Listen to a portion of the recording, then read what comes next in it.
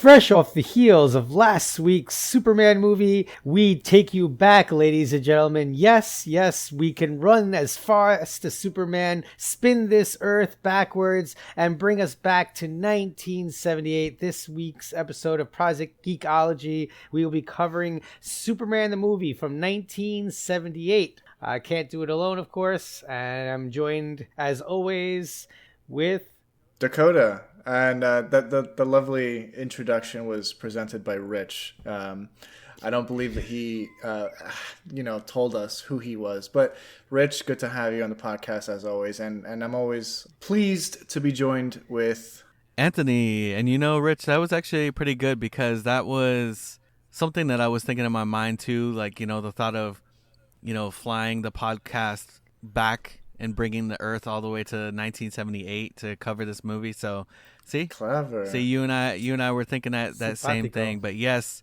just as Rich had said, we are covering Superman the movie 1978, starring Christopher Reeves.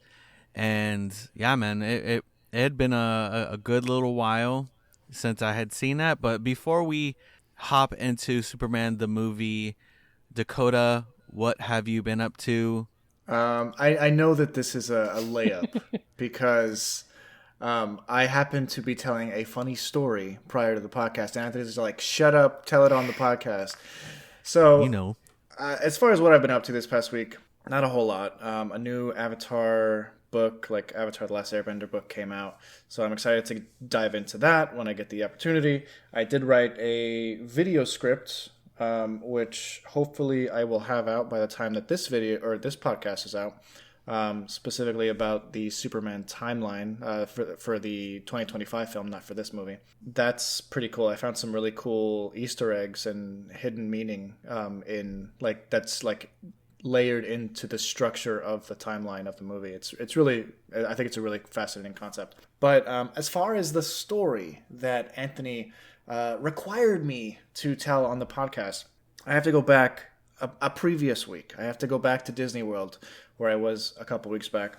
I had posted a picture online of me eating a foot-long hot dog, a massive glizzy. I have a hot dog hat, or I have a hat that says "Bad Day to Be a Hot Dog," and I have like the Cinderella's castle in the background. It's a gorgeous photo. It's one of my favorites. It's one of my best. One of the highlights of my life, really. No, but it was the background of that is a little scary because I was struggling to eat that hot dog, even though I knew I had to. I knew at least my brother-in-law, who was with us, had been so excited to see me down another foot-long hot dog from Casey's Corner, as he remembered so fondly from our first trip over to Disney World together.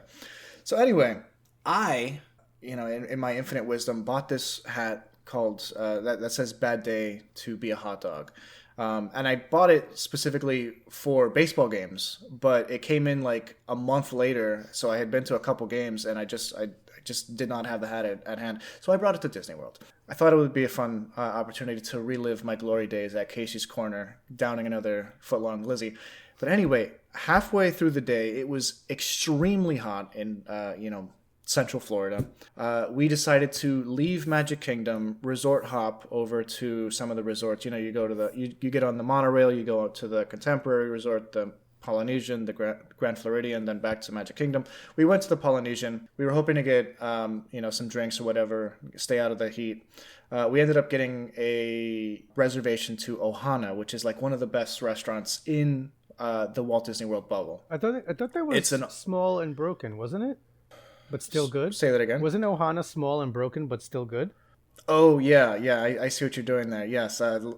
Cheap Lilo and Stitch joke. Cut it out of the show. I'm sorry. Just go back to what you're saying. I'm an asshole. I was so excited when I heard you say Ohana. Oh, no. Well, I mean, it is the Polynesian resort. There is a big Stitch presence there in terms of like the merchandise and everything at the resort. But yeah, this is more like a tiki themed place. But yeah, the restaurant is called Ohana. It's all you can eat. They have like the best sesame noodles ever. So I was just, going hard midway through my day eating sesame noodles. And then I was absolutely stuffed. Again, it's all you can eat. You just, keep ordering more. Anyway, we go back to the park later in the day. We enjoy the fireworks show like at 9 o'clock or 10 o'clock or something like that. And then the park's open for another hour after that point. And that's when I decided, all right, let's go to Casey's Corner. I've had enough time to like let this settle into my system. I have enough room. Guys, I did not have enough room. By the time I was halfway through that foot long, six inches deep, it sounds so wrong. Anyway, I looked at Rich immediately after you said that. I looked at Rich to see what his reaction was going to be. Ladies and gentlemen, a high school teacher, I do not have a straight face. Like, if things like this happen in the classroom, it just happens. I can't control myself. I'm sorry. Dakota, it sounds like that hot dog made it a bad day for you. It could have, yeah, it almost did. I was really struggling, and my wife Jen, she like looked over at me like, this was something that we were excited about. Like, this was like something that we were going to end our trip on. Dakota's going to eat another foot-long hot dog with that stupid hat. We're going to take pictures. Yeah, so I did end up eating it, but my wife is just like, oh, if you're not feeling it, you don't have to. And then my brother-in-law came in with the pep talk, like, dude, we didn't come all the way from New York just for you to cag out right here right now. And he like started like berating me, like, dude, you got to do this. This is like, this is a really important. I was like, oh god. So I just looked up. I was just like and I ate the rest of the hot dog. And then we went on Pirates of the Caribbean. There's like a 15 foot drop. It's not like a big drop or anything. It's barely anything. But I felt it, and I can imagine. I'm pretty sure like every step was like a sloshing just effect going on in your stomach. I was so close to making that sweet water smell in the Pirates of the Caribbean ride not smell like that sweet water smell.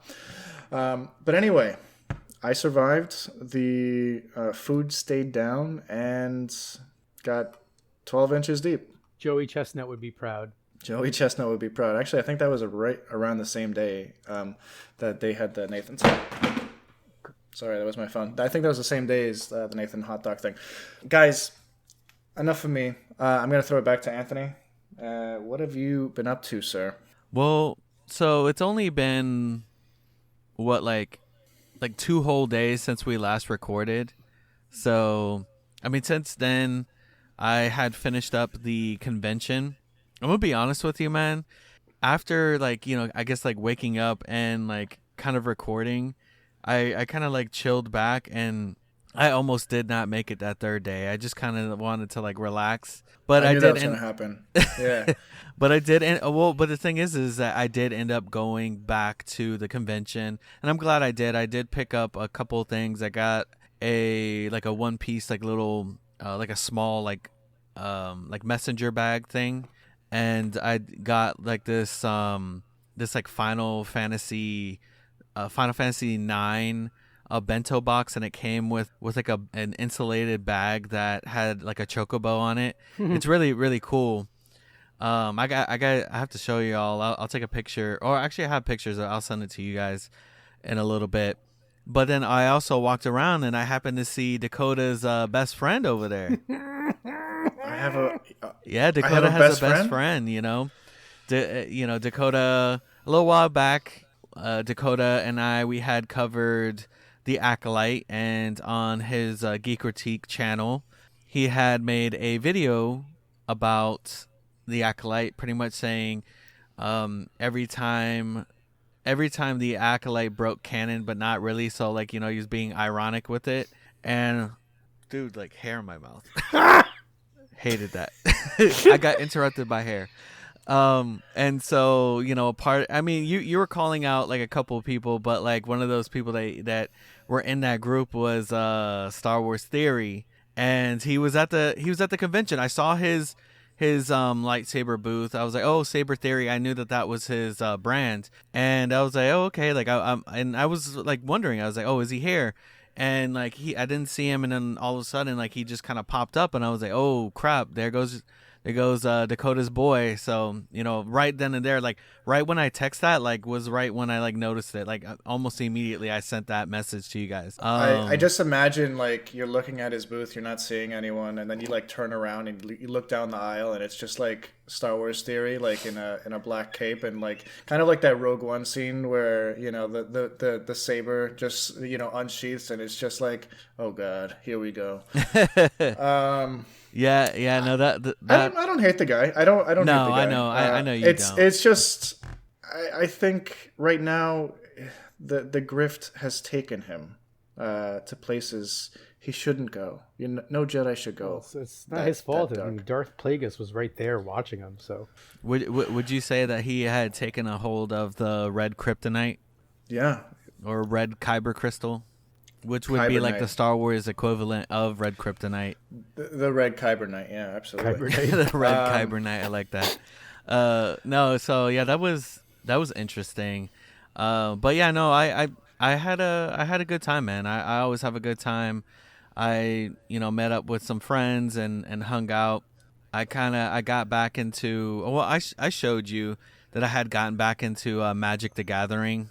And I sent you a picture of that Titus card that I have. Yeah. I think you did. Yeah. So yeah, I have like a Final Fantasy X deck and a Final Fantasy 14 deck, and so I had gotten some like a Magic deck box. Oh, that's right, because they had that Final Fantasy yes pack that came out recently. They brought me in, but I only play a version of the game called Commander. It's like a multiplayer version of Magic. It's like a 4-player, right? Right. You can play like 4 or 5, 6 players. Like you can play with a bunch of people. But the more you add, the more time you're adding to that. Because like I used to play Standard. I know like dude, you remember I used to like play Magic back in the day. It's just Standard got too much. It's too expensive. The rotations are terrible. But with Commander, you can play old cards. It's a lot friendlier and easier in the pocket. So I was sold, and then Final Fantasy came out with Commander decks, and I was like, yeah, I'm in. Especially that Final Fantasy X one. But dude, you and I, we were like crazy for Final Fantasy X back in the day. So yeah, I was sold on that one. They recently announced a Avatar: The Last Airbender set that's coming out later this year, it looks really cool. Because it looks cool because it's Avatar. But the first card that they showed at when they first announced it was a drawing from Brian Konietzko, which is one of the 2 creators of the original series. So he's still doing art for Avatar, and he's still doing like original art he's starting to do original art for this Magic set, which is awesome. Like that they're bringing in not just like their own group of artists to work on Avatar: The Last Airbender, but they're actually bringing the original artists as well. Yeah no, I agree. It's man, it's been a good time. But yeah, having gone to SuperCon, I don't know, like I remember last year they had some sort of partnership going on with Crunchyroll, because they had like this Crunchyroll kind of section upstairs, and the like badges had like different anime, and then the press pass actually had like the Crunchyroll the mascot Crunchyroll Hime. And so like this year it didn't have that. It was more of like just like Miami vibes. The press pass one was like one of those like Cuban cafe like walk-ups that you would go to in Miami. Or there was like a gator on one, a beach chair on another, like kind of like, like South Florida vibes. That's what it was. So I don't know if like they didn't have like they have sponsors, but like I don't think like a major one like Crunchyroll was, or partnership. But I still had a good time, man. There's always like really cool like places to like hang out when you don't want to walk around anymore. They had this like whole kind of D&D / like I guess piratey vibe going on in one of the ballrooms, and like they had some events going on there, and another room was like one of the it was like a game room, so like they had a bunch of like PCs and then like consoles all the way from like back in the day, like Super Nintendo all the way up to, PS5 and stuff. So that's always awesome. fun. Yeah, like whenever I need to like take a break from like walking around, like I'll go to like one of those rooms, or if there's not like a panel that I want to go see. Oh, your girl Billie Piper was there. My girl? Yeah, your girl. Yeah. The Bad Wolf Doctor. I've never met her. I so thought can't say that his she's girl my was girl. Madam Web. What do you mean? You knew her for years, Dakota. My girl is whoever Anthony says my girl is. Whoever I said. No, but yeah, Billie Piper was there. Christopher Eccleston was there too. That's awesome. Yeah, so I thought that was interesting. I feel like I would have cared a little bit more if I was a bit more invested in Doctor Who. Like it's just like that high for me with Doctor Who just like went away, and I would say like kind of towards the end of Capaldi, and then after that, like I just fell off completely. Like I just felt like I was watching something different. But I digress. I'm gonna move on from convention talk, and I'm going to curveball it over to Rich. I'm actually Baseball jokes. gonna make a little bridge here, and then I'm gonna circle it back, and then we'll get into the show. So, bridge. The tickets. My son and my wife are gonna go to Charlie and Lauren are going to Anime Con here in New York. I think it's in August. The tickets just came in, so they'll actually be going. So I'll in a couple of weeks I'll give you guys updates on their costumes. I know that they're going as, I believe, characters from Dragon Ball, but I have to double check this. He somehow convinces my wife to actually cosplay. That's cool though. That's fun. Yeah, so it's the one I don't go with them. So the report afterwards will be a little bit weird. I'll get like some secondhand from Charlie, and then to circle it back to your hot dog story. And to kind of layer in a little bit of baseball, as Anthony always loves. Tuesday is $5 dog night at Citi Field. I could not believe it. Last night. We went there and it was basically sold out. It was sold out. It was a nightmare. I walked in and immediately, before I got to the seats, I got hot dogs and just went to the seats because I knew by like the fifth inning, there were like 75 people deep in the food lines trying to get hot dogs. But I did get 4 hot dogs. I did eat them without a problem. And then as we were leaving, my wife said, thank you. Because it was just us. It was kind of like a date night. She's like, thanks for dinner. And I was like, you got 2 hot dogs. Like, I'm not taking, And she was like, but I had, they were good and I had a good time. And I said that I'm not sure if I felt shame for having somehow lowered my wife's standards so much that she was thankful to have 2 hot dogs at a Mets game, or immense pride that I have done this. I'm not sure which one it is. It's probably a bit of both.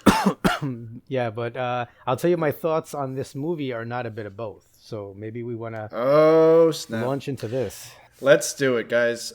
20 minutes into the pod, let's cover Superman, the movie. Should we fly into it? Well, let's start slow. We'll just leap over tall buildings for the Well done. start of this.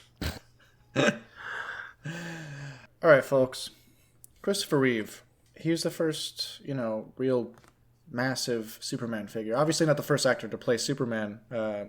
There were others, but he's the first that really made people think that, a man could fly. This isn't a joke. This isn't like, I'm not laying up. You both look like I'm about to say something really funny. I'm just starting to get into the conversation of all this. What did we think of the beginning of this movie? Because there's a lot of preamble before we actually even get to the Man of Steel. Not necessarily the movie, but the guy in the red cape. Rich, we'll start with you. You seem to have the most to say about this. All right, look, I have not seen this movie in a very long time. I'm not going to say I have like encyclopedic knowledge, but I do have a good working knowledge of most superhero movies. I have like Batman 89, although I think I was 7 when I received that for Christmas that year or something like that, or the next year. I think I got it in 90. I watched that tape till it was, just bare and could barely play anymore. This one, so what is it, 45 minutes before we get to adult Clark I was not prepared for that. Like every minute that passed, I'm like, all right, we're going to move it along here, folks. And okay, so oof, I'm not even sure if I should keep going. The scenes on Krypton were mind-boggling to me. So I don't understand. Like, Richard Donner, you couldn't get, I don't know, 200 freaking kids and adults of varying ages to make me feel like Krypton is a planet that is actually dying and about to explode. Instead, it's like the council people. Like, they're like, oh, no. And it's like a bunch of old dudes. And, like, it's like they get their just desserts, right? Like the council does because they didn't listen to Jor-El. Who's a little full of himself, but whatever. He does seem to get turned on really quickly. Like, hey, I just helped you guys, lock up the worst 3 people in the history of Krypton. It's like 3 weeks later. If you do this, you shall be bad. Like, what? The lack of faith in him. Like, hey, look, I know they have to do a lot of backstory. They have to do a lot of exposition, but maybe you don't even need to make it this complicated. Maybe you don't have to make it that complicated because it is. It is a lot. And it's not even just exposition for this movie. It's exposition for the sequel as well. Yeah, because you need to have... It's like the only reason you have the Zod scene, right? Is so that They're front-loading the Zod stuff for the second movie. Yeah, no, I do agree that while I didn't dislike it, I actually was really intrigued by all of it. I love the... I love like the 60s and 70s, like campy, futuristic, like sci-fi like worlds. Flash Gordon? Flash Gordon, like old Doctor Who. Okay. I love that stuff. I like how their like clothing look like something out of Tron it's too. So crazy. Like, or Tron would have gotten that from this movie. I'm actually a little confused about how they did that. Like, what kind of material was that? Where it was so shiny. Like, it was so reflective. Yeah, it's like a foil almost. That's crazy.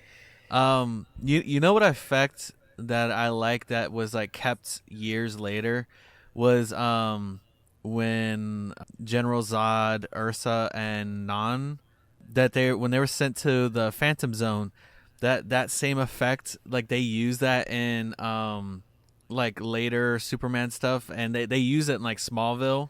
Remember when he gets sent to the Phantom Zone, and it's literally like that same effect of them like in like a flat a flat dimensional surface. I like that that's like just been used, like that thing has not been updated at all. Can I just say, like, the Phantom Zone is the hardest sound, like it's like the most metal descriptor for like a prison ever. Like you're going to the Phantom Zone. Like it sounds cool, like, and but it's even like worse terrifying. than like a regular prison too. So yes, like there's no escape. Yeah, it's a good time in there, but somehow they do escape. Yeah, we'll have to get to that eventually. But for now, this is all exposition, and there's a lot of exposition because it doesn't end there. We see quite a bit of Clark flying through the cosmos, going to Earth. We get a lot of him in Smallville, like a surprising amount, like more than I remembered. Again, this is a movie that I haven't seen in at least 10 to 15 years. My wife had never seen it, so that means it's got to be at least 15 years since I had seen it last, because I would have seen it with her. So that was something. So again, a lot of this was new enough for me that like this revisit was worth doing at this time. So I'm happy that we did it.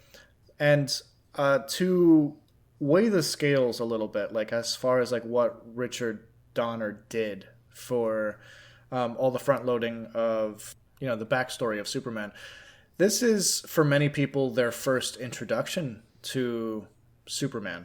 Like in the 21st century, we've had like 4 or 5 shows at this point. We've had multiple cartoons. We've had multiple different actors play him on the big screen. and we know the story. We don't need to be told the story again, and that's why they don't do it in 2025. But this is the first major time that this is being shown for audiences. And I have I never met my great grandfather on my father's side, but I have a nice story from him because he went to go see this movie. Basically, like the scene where he catches Lois falling off the Daily Planet building and then catches the helicopter. Mm-hmm. My grandfather told me like he looked over and he saw my great grandfather crying. And like this is the guy who, you know, left Star Wars the year prior and said garbage. So like I don't know this man. I've never met him in my life, but knowing that this touched him in a way like deep down is something that I'll always think of when I'm thinking about this movie. And I think of him and the idea of him when I think of the front loading of all this information, because like I doubt he had ever picked up a comic book. You know, he lived in Puerto Rico his whole life until he came to the Brooklyn or whatever. But yeah, so this was his first introduction to Superman, so he needed all that backstory. Maybe not as much as we were shown, but I think it's kind of cool that like you get the entire truncated history of, you know, Kal-El and Clark Kent before you get to Superman. I'm not sure if I was a little bit like skewed almost by watching obviously what we did last week, because you know they didn't do a lot of that, and obviously, I mean, I'm also a guy who, you know, I read Volume 2 of Wolverine completely, and there was a certain point where I was like, if this Wolverine guy tells me what his power set is one more gosh darn time, I'm going to lose it. You know, I'm like, I'm Wolverine. I got, you know, and he would kind of repeat it at the beginning of each comic. I guess as an avid fan, sometimes it was a little bit much. And maybe that's, I still think I'm not wrong about the Krypton part being kind of poorly written. I don't think that you get the feeling that like, because I don't think the suffering of Krypton is truly captured. Right. Sure. And that could have just been one room with like a camera that just went sideways, which they had. They literally had this. Just get extras off the street to, you know, so it's not just like old dudes falling over. Like it. I hate to say this, but like you need to see other children. I don't need to see them die on camera. But what I'm saying is like Kal-El got an opportunity, and does he also says it a little bit weird here. Is it just me? He doesn't say Kal-El. He says Kal-El. Like I don't know. He says it. Kal-El. Yeah. Kal-El. Yeah. He says it a little bit in a way. Well, whatever. That's just me just being super picky. But I just feel like there was a way to demonstrate that like he's truly Krypton's last hope, right? And but that there were also others that could have possibly, you know, that are suffering. There are other children there that will never be able to live their life out. And I think that that's a super important part of us knowing about how Krypton, what happens to Krypton and that kind of loss.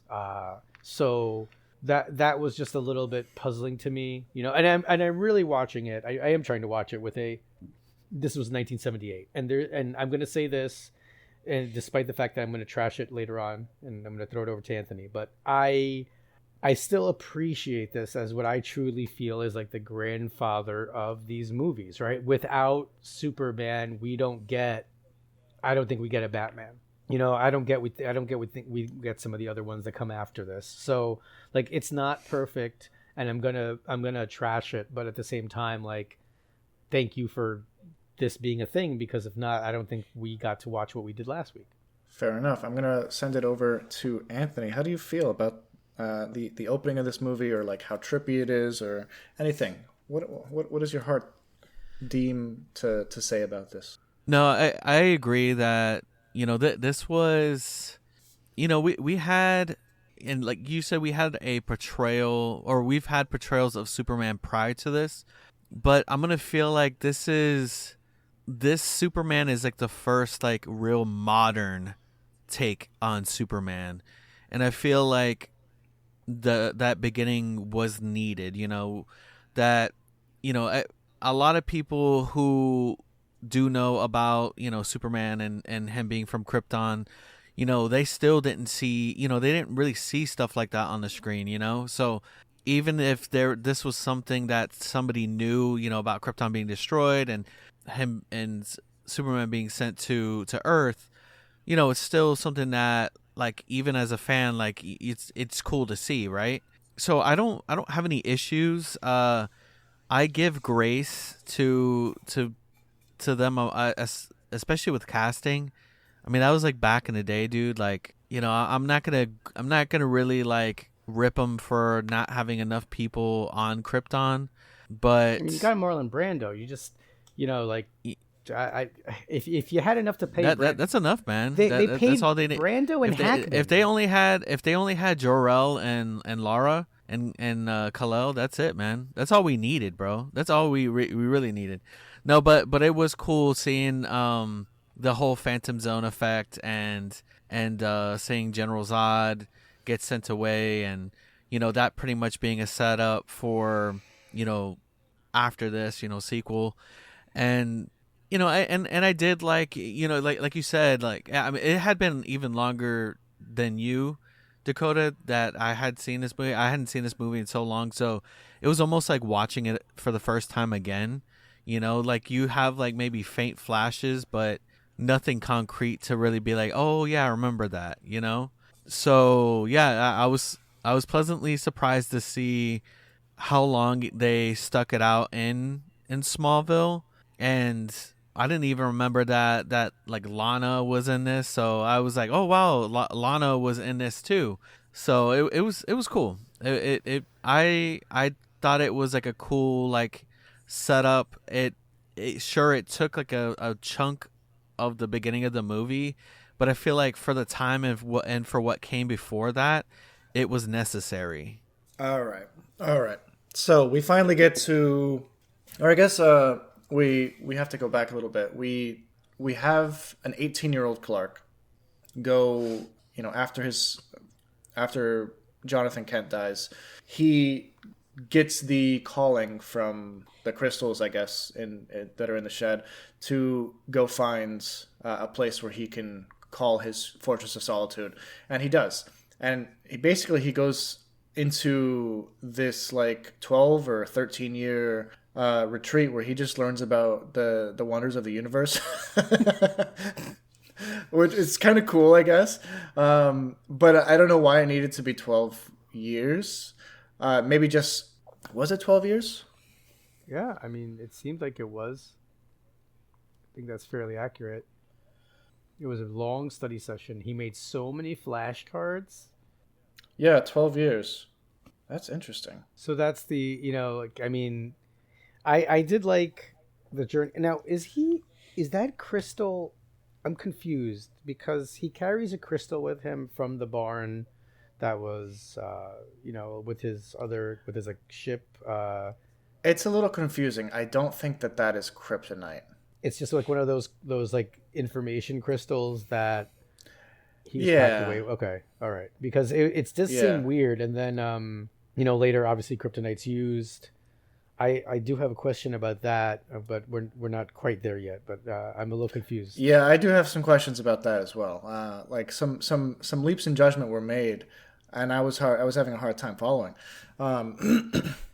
But I think Lex Luthor's just that smart, guys. There were a couple times that they lost me.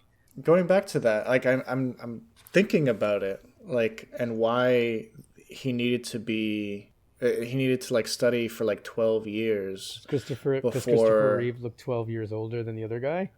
Maybe. I mean, I don't even. Or is it, I think it's actually more symbolic because I think a lot of these movies have equated Superman with like a messiah figure. He's very often attributed with like Jesus, like being on the cross or whatever. There's a lot of visionary stuff like that in both Superman Returns and Man of Steel. Not so much the Superman 2025, but there is a lot of the I'm sending my son to help the people of Earth, like messiah themes in this movie as well. So I think it's interesting that they waited until he was 30 before he started actually saving lives. And if you equate that to Jesus, he got baptized at 30, and that's when he began his earthly ministry. So I think that's kind of That's what I'm interpreting the rationale for him, like, for them choosing 30 to be the age that he started being Superman. I don't know. I think it's kind of a fun little parallel.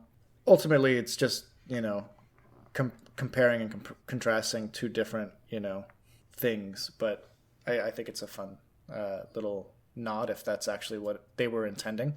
But yeah, so he becomes Superman. He immediately goes over to the Daily Planet, and he apparently is a fantastic typer. He's the fastest typer Perry White's ever seen, so he immediately gets hired on.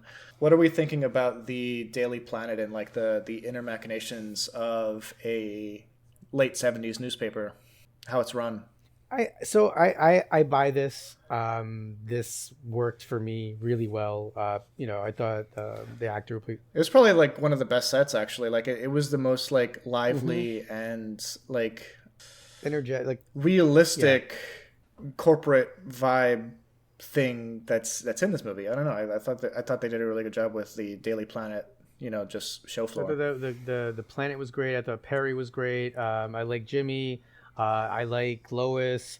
I don't, and I mean, it's 1978, right? So I'm trying to watch this through a time prism, but I mean, Lois Lane is supposed to be like the best reporter on staff, and man, Perry really gets at her about her spelling like 2 times, like within the first like 10 minutes. He's like, come on, Lane. He's like, rapist has 1 P, not 2, which is, and I know it's meant to make him sound like a jerk, but I think it's a little bit in 2025, okay? Because obviously in 1970 to have 78 to have a female journalist be, really kind of the best one on the paper and everything is a big deal, right? So it's almost like they had to kind of not juxtapose it, but they had to undermine her a little bit. I don't know. That's the only thing, because I don't take it that way. I just think it's comedic relief. She's such a good reporter. She's such a good reporter that she's not actually. She's doing her job. She just needs someone to edit her work, because. Go ahead. All right, so some like banter. I think so. For me, I mean, as an English guy, right? Like, you want to cut me deep, right? Like you would come at my grammar or syntax or something like that. So I guess as somebody who aspired to be a sports journalist and cares about my writing and I'm very careful through the revision process and everything that I do with my writing. When he attacked her, I felt it deep. I was like, bro, in front of other people, like, you did that? Like, she's your top girl. Like, what are you doing? Well, I think like in the scene right before, she asked like how many T's are in this word, or how many. So like she's conscious of the fact that she's a terrible speller, even if she is a good reporter. So I got it in my feels. We haven't actually seen how good of a reporter she is, but no, actually we do kind of get a little bit of that. I mean, she does expose the world. She unveils. I know that she couldn't have known whatever, right? That anything was going to come of it, because he's obviously the only one you could think of, right? But just like, oh, what's the one thing that he can't see through? Lead, right? And it immediately gets written in.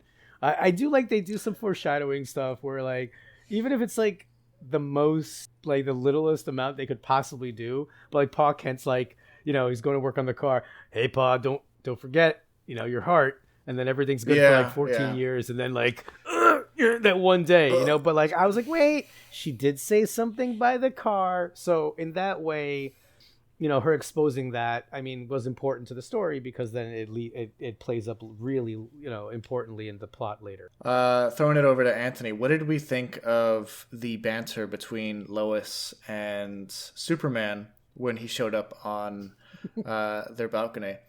Because I did not remember this being as raunchy as it was. I like pink.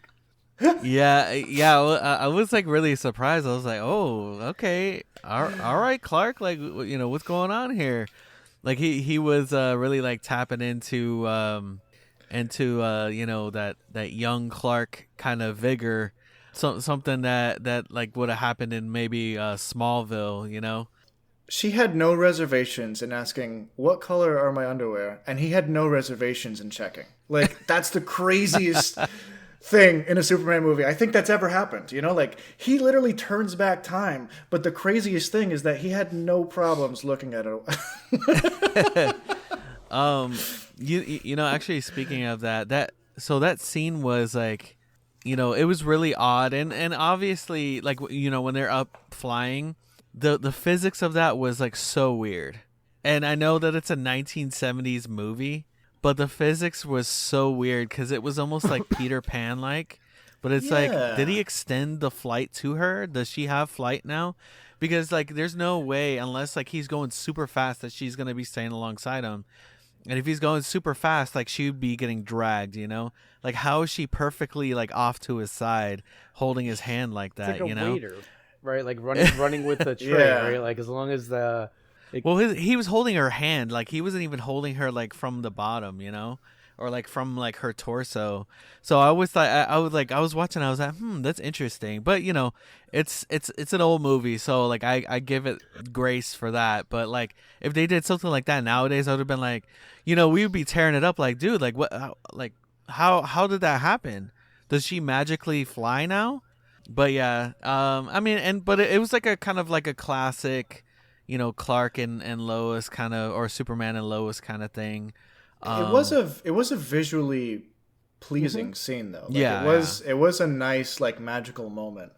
I do get the Peter Pan vibes that you're expressing. Like he offered her some pixie dust, and while he was holding her hand, she's capable of flight.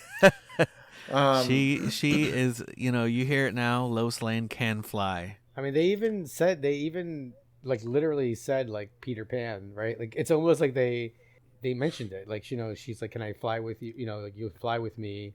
And then she's like, "What are you, just some like Peter Pan?" Oh, so yeah, like it's almost like they set it up for it to be very Wendy and Peter like before it even happens, right? Because she falls hard. I mean, she falls for him in what, like 7.5 minutes, and then she starts thinking.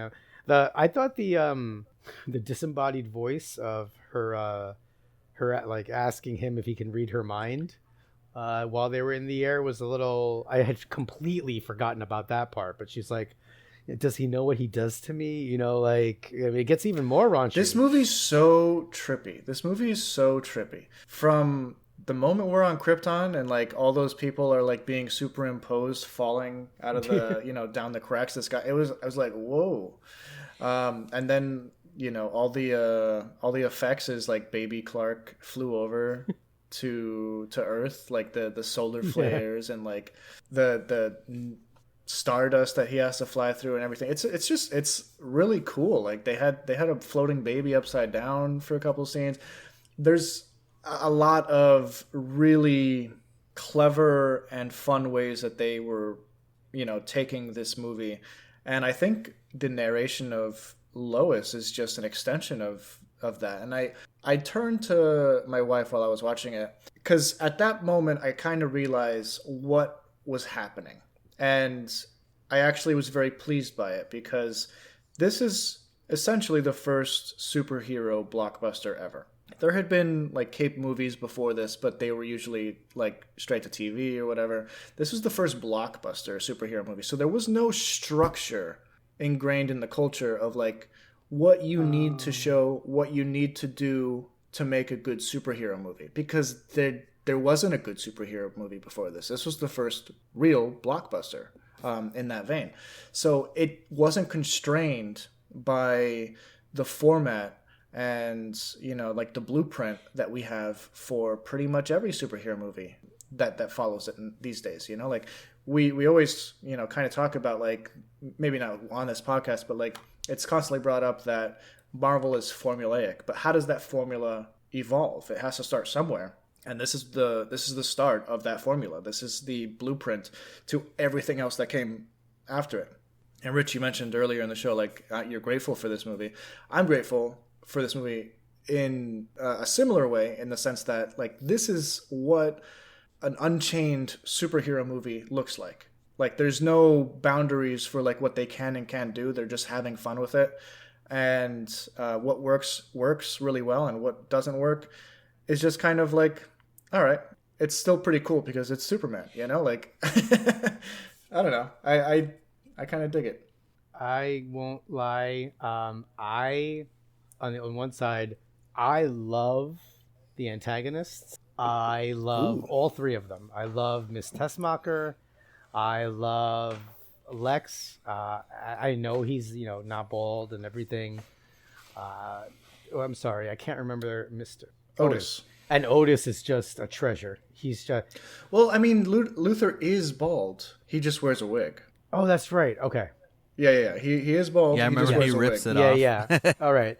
I mean, look, Gene Hackman is just perfect. He's perfect. diabolical, but you love him, right? Like, it's weird. Yeah. Like, he's not scary to children, right? He's not like that imposing, right? Like, he's not like he's not going to give you nightmares, right? But like, the man will like push a button that pushes a dude in front of a train, so like, he's not like, and I loved the underground Grand Central, like, Yes. just that he has his own swimming pool down there, and then the tiles. The coolest set of all Like, time. I don't know if- like, it's got to be like the coolest like villain's lair Yeah. ever devised. And as a kid, like growing up in New York City, and I used to play like obviously Legend of Zelda and stuff, and I remember like waiting for like the subway and like looking and being like, oh, that's kind of like a Zelda dungeon, And there's like hundreds and hundreds of rooms and caverns underneath New York that are just abandoned and you will never see the light of day. So it's believable. Like, we know that those places do exist. We know that there are abandoned, whole train stations and that just exist under the city that are not visitable anymore. And even when he says to Miss Tessmacher, he's like, "What more could you want? A Park Avenue address?" And she's like, 300 feet below the surface, And it's just, and I know it's supposed. Look, I know that the conceit here is that they're in New York and not really it's almost admitted that he says Park Avenue, right? I guess it could be Metropolis Park Avenue, right? But there is the kind of, anybody who's been to Grand Central, I think well, it is New York. Like, everything in the city is New York. They got the Statue of Liberty there. They got like, all the streets are named as New York streets. They go to Grand Central. It's Grand Central.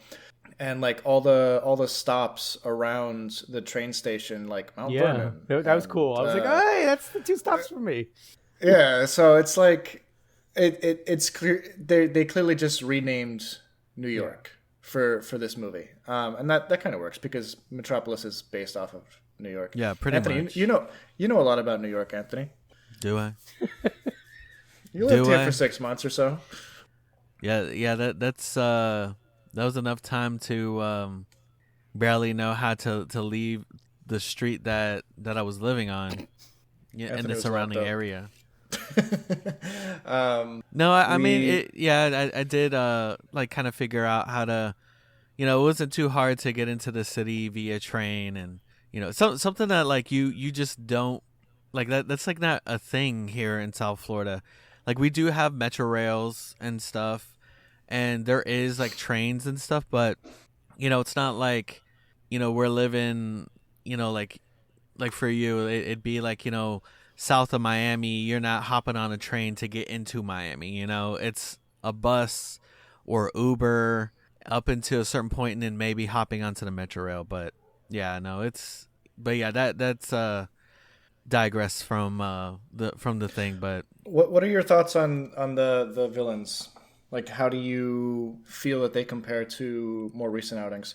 Because actually, Otis and Miss Tessmacher are in the new movie. Miss Tessmacher is the one who's taking the selfies, and Otis is the black gentleman in the background of all the Lex Luthor scenes, like pulling the levers and stuff.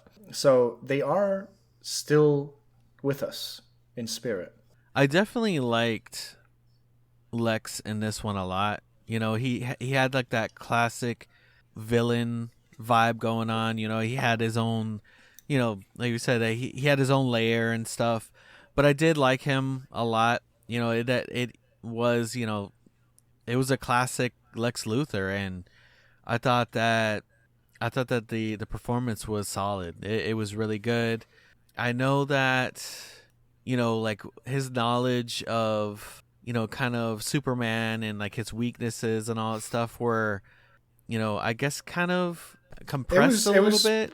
It was probably the biggest plot hole for me, in terms of like how he could have possibly determined that a crystal from his homeworld would have the opposite effect on him. Right. That was a little bit. That was my thing, kind of. I was like, wait, was this explained? Did I miss it?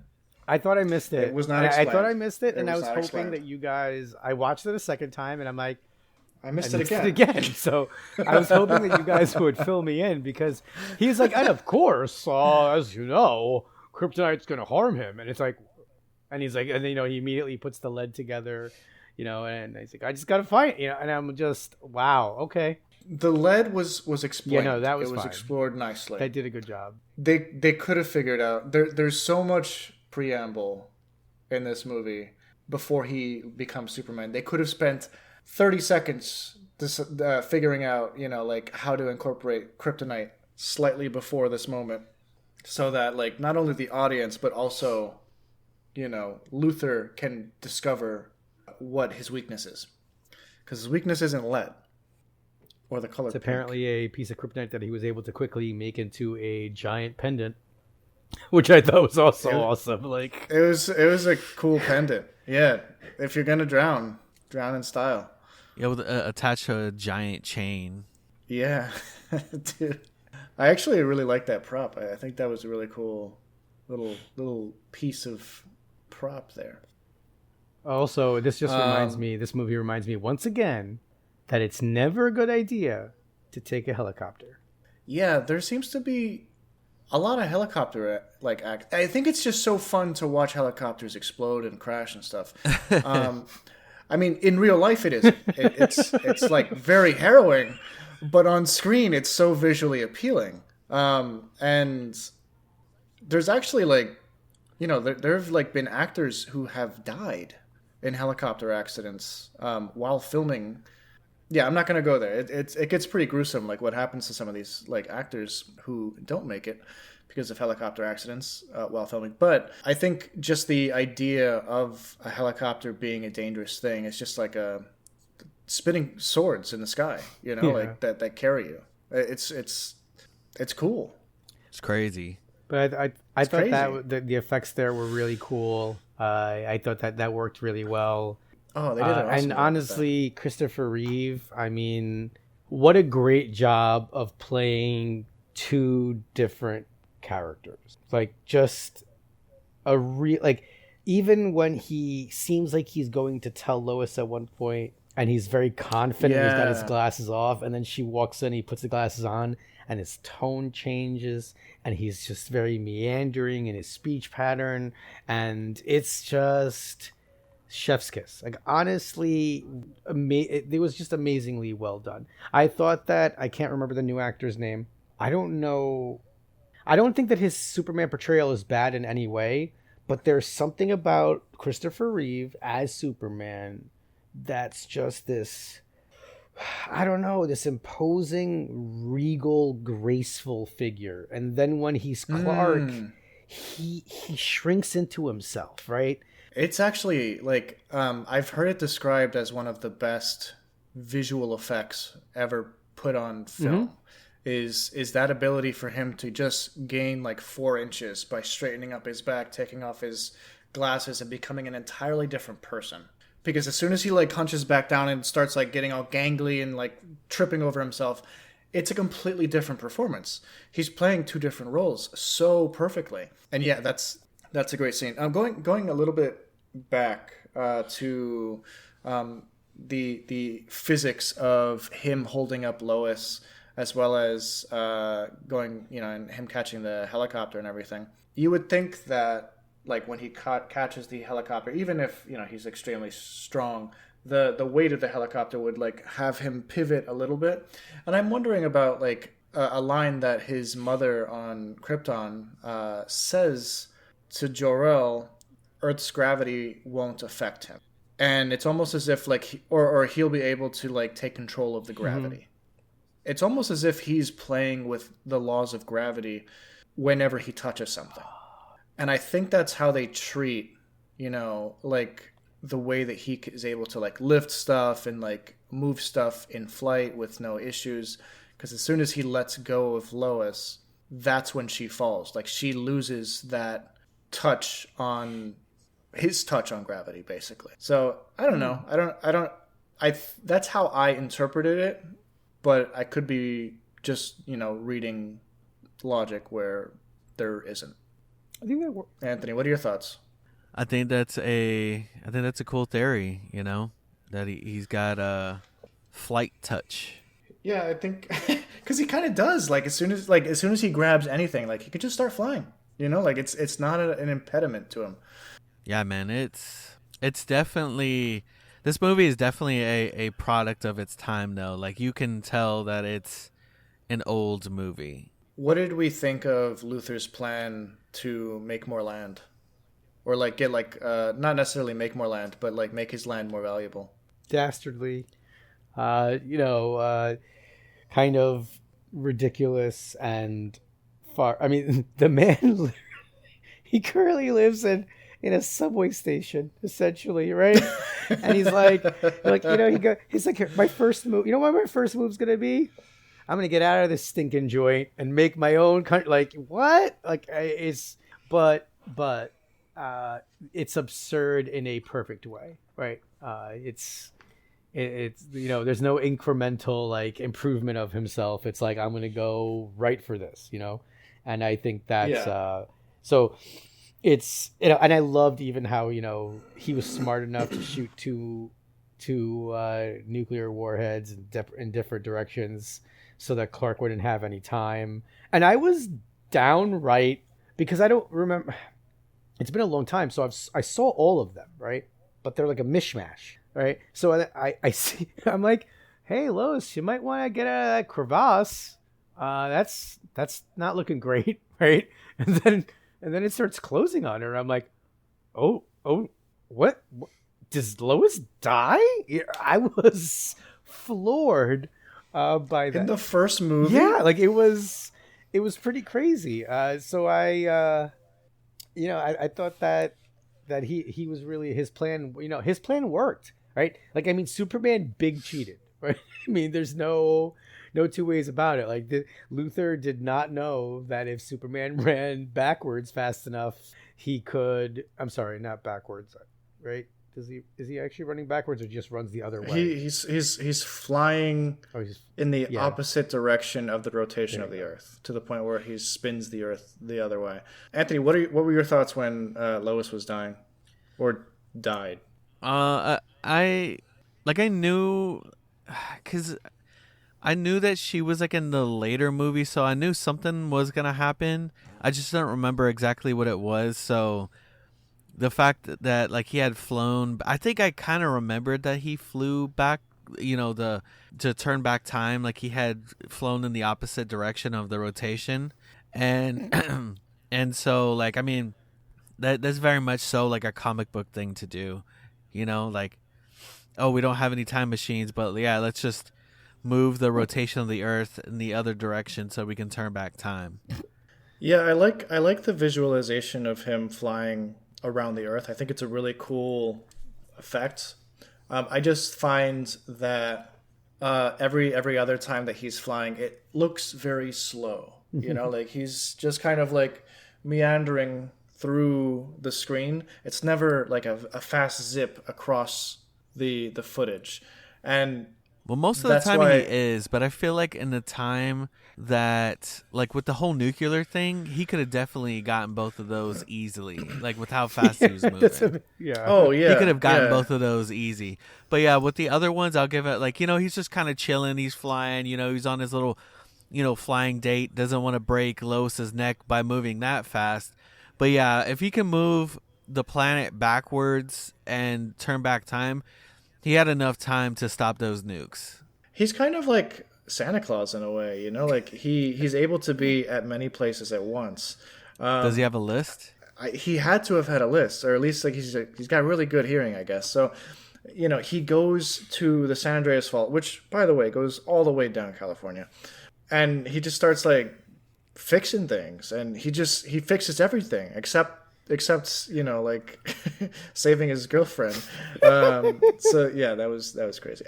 It seems to me that I have like the best memory of this movie of the three of us so I must have watched it most recently, or it must have made like a bigger impact on just me, because I do remember this scene very well. And I'm watching it with my wife who's never seen the movie, and she goes, "Wait, she doesn't die." I'm like, first movie too. I'm just like, I'm playing it up like this is it. Like Lois Lane's dead. I was honestly on the next one. Like, I know that she is. What was weird about it was just so, like, we know Margot Kidder, right? She obviously, even in Family Guy, like, she was in more than one Superman, but man, they really got me. I won't lie to you. Now, has Superman in the comics ever done this? Has he turned back time just by flying backwards? I don't have an answer for you. I think that might just be a movie thing, because it doesn't make any sense. Okay, all right, because the Flash has. Yeah, the Flash. Yeah, I know the Flash, but he runs backwards. Doesn't he like run backwards in time? Yeah, basically the Speed Force. Yeah, he has to run faster than the speed of light to break time, basically. And then he's able to like choose where he wants to go. Yes. I don't know that Superman was necessarily flying faster than the speed of light. Maybe he was technically. Yeah, maybe. That's like tagline. I guess that would be like right? Oh no, wait, faster than a locomotive, quicker than the speed of light. Speeding bullet. Sorry. Yeah. No, you're good. Yeah. So, what did we think of this movie overall, guys? It was an interesting. I'll be honest. Like, if it weren't for this podcast, I probably wouldn't have revisited it. It wasn't something that was on my radar, really. Like, I've always, been aware of it and remembered that I had seen it before and never really had the desire to. But it was a fun revisit, and I did have a good time. But yeah, man, it's dude, Superman. Rich? So I nitpicked a whole lot throughout this show. There are things that I strongly I didn't like the exposition. I thought, but I guess maybe that's how you get Marlon Brando to be in it anyway. I didn't like some of the exposition parts. But I did love the casting. I thought that Christopher Reeve's acting is unbelievable, and I thought that Lex Luthor is fantastic as Otis and Tessmacher. I liked the actual environment. That might be New York based kind of stuff, but I really did find it to be perfect in that way. And yeah, it caught me by surprise. Lois died. Whoa, and then he. And I like how he kind of calmly puts her in her place, and she's like, you could have been helping out here, and Jimmy's like, yeah, you just left me on the side of the road, and he's like, I was taking care of some and she's like, oh, like without him having to say anything, she's like, all right, you probably were, and I just think it. So overall, like, if this came out in 2025, I would just rake it over the coals, but it came out in 1978 and it paved the way. So I think it's historical viewing, right? I'm not gonna go out and say, if you haven't seen this, you need to, but if you're a fan of the superhero genre, I think that this is definitely worth a watch to see where we've come from. Yeah, I agree with you. Like, just to kind of like piggyback on Christopher Reeve's portrayal of Superman, he did do a really good job. Like, he was a fantastic Superman. He was also a really good Clark Kent. Like, he made it believable that there were two different people. Like, his portrayal of both. I was actually really impressed with how well he was, like, the nerdy guy tripping over himself in the Daily Planet, but then also this guy that's catching helicopters and defying gravity and extending flight control or flight powers to other people. Of all the actors who've played a major motion picture Superman, Christopher Reeve, Brandon Routh, Henry Cavill, and now David Cornsweet. Reeve totally paved the way in terms of like how to play Clark Kent. Like he nailed and Superman. I don't know that before rewatching this, I honestly probably would have said he was the best Clark Kent, but now watching, I wouldn't have said that he was the best Superman. Now that I've rewatched this, he might be the best Superman. Like he's just so, like you said, regal. Like it feels so natural for him to be Superman. The suit fits him so well. He's not overly strong or bulky. He just takes every scene, and I think that that's awesome. Yeah, no, it's I actually really liked revisiting this movie. I feel like I probably view it most positively of the three of us, just because I was just having such a fun time throughout it, and I don't have a lot of criticisms in terms of stuff that I would criticize movies nowadays for. But yeah, no, I really think that this is a fantastic movie. Regardless, it's a visually beautiful movie. There's so much that you can just look at and enjoy about this movie. When it comes to like its actual relevance today, I think it is still relevant. Supposedly, apparently, Kevin Feige, before the start of every movie, he sits with the director of said movie and watches Superman. That's cool. So that they can just experience it. I don't know if he does that for like repeat directors or what, but I think it's kind of a cool concept that this is such a, and I don't even know if that's a true story. It's something that he has claimed he's done, but people claim things all the time.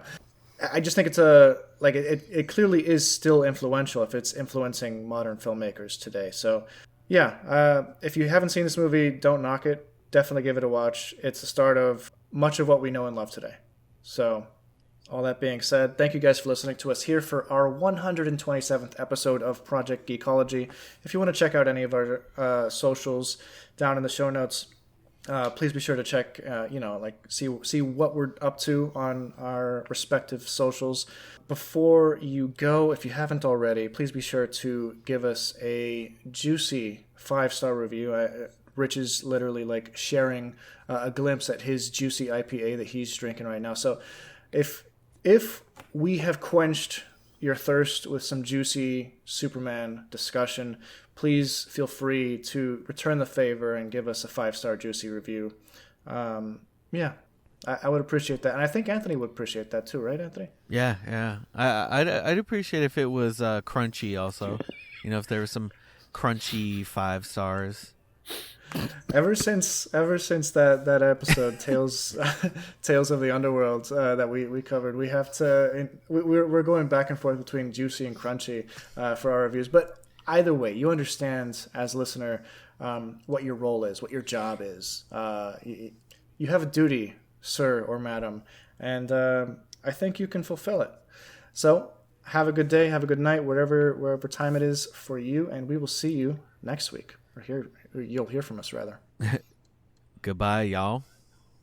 Wolverine. Superman.